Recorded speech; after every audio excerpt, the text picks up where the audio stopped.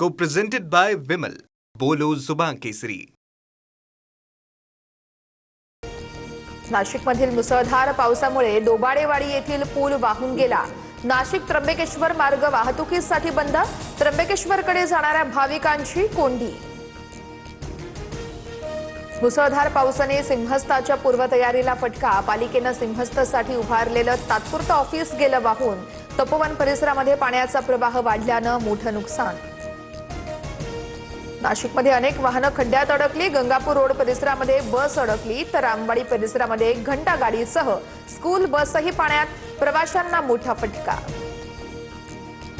नाशिकमध्ये गोलाघाट परिसरात पाण्याची पातळी वाढली. दुतोंड्या मारुतीच्या गुडघ्यापर्यंत पाणी पोहोचलं. रामकुंड परिसरातील अनेक छोटे मंदिर पाण्याखाली. खडकवासला धरणाच्या विसर्गामुळे पुण्यातील एकता नगर जलमय. 10 ते 12 सोसायट्यांमध्ये मुठा नदीचं पाणी शिरलं.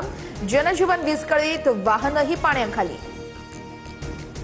खडकवासला धरणातून मुठा नदी पात्रात 27,000 क्युसेकनं पाण्याचा विसर्ग. नदीकाठच्या नागरिकांना सतर्कतेचा इशारा. प्रवाह वाढल्यानं भिडे पूल पाण्याखाली.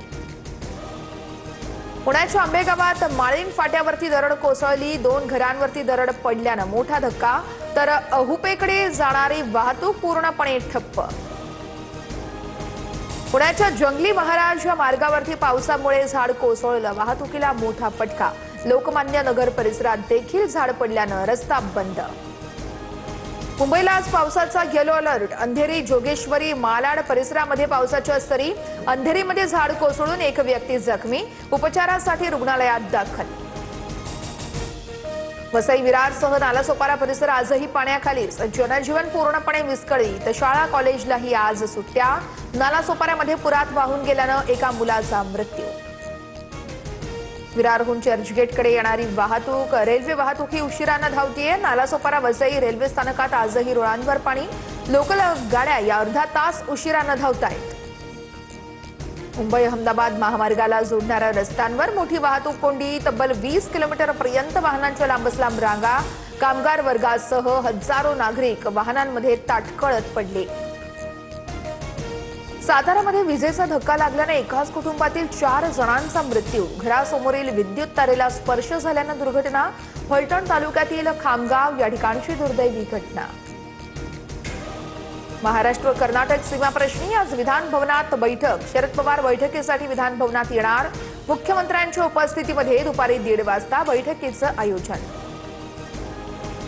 नवी मुंबई विमानतळाला दिबा पाटील यांचं नाव देण्याच्या मागणीसाठी मोर्चा. पवारांचे राष्ट्रवादीचे खासदार सुरेश म्हात्रेंच्या नेतृत्वात मोर्चा. पोलिसांकडून आंदोलकांची धरपकड. पवारांची राष्ट्रवादी एनडीए सोबत जाणार असल्याच्या चर्चा. एका बड्या नेत्यावर चर्चेची जबाबदारी. सूत्रांची माहिती. जयंत पाटील आणि विनोद तावडे यांच्यामध्ये मुंबईत भेट. तर मुख्यमंत्री फडणवीसांच्या दिल्ली दौऱ्यानं भुवया आणखी उंचावल्या. महाराष्ट्रामध्ये एनडीएमध्ये कुठलाही नवीन पक्ष येणार नाही. पवारांच्या राष्ट्रवादीतील आमदार खासदारांना तोडण्याचा प्रयत्न नाही. मुख्यमंत्री फडणवीसांनी चर्चा फेटाळल्या. केरळच्या वायनाडमधील भूस्खलनाची थरारक दृश्य समोर. दुर्घटनेमध्ये 3 जणांचा मृत्यू. मुसळधार पावसामुळे दरड कोसळून मोठी दुर्घटना.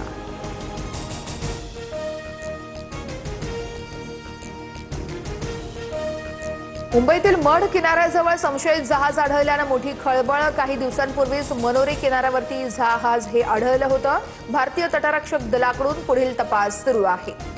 नागपूरमध्ये चाकूचा धाक दाखवून लुटमार. कार अडवून शासकीय कर्मचाऱ्यांचे 4 तोळे सोनं आणि पैसे लुटले. नागपूरच्या फुकेश्वर शिवारातील धक्कादायक प्रकार. आरोपींचा शोध सुरू आहे.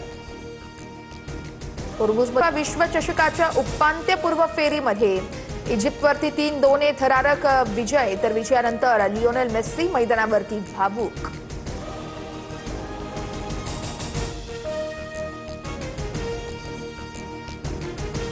Co-presented by Vimal. बोलो जुबान केसरी.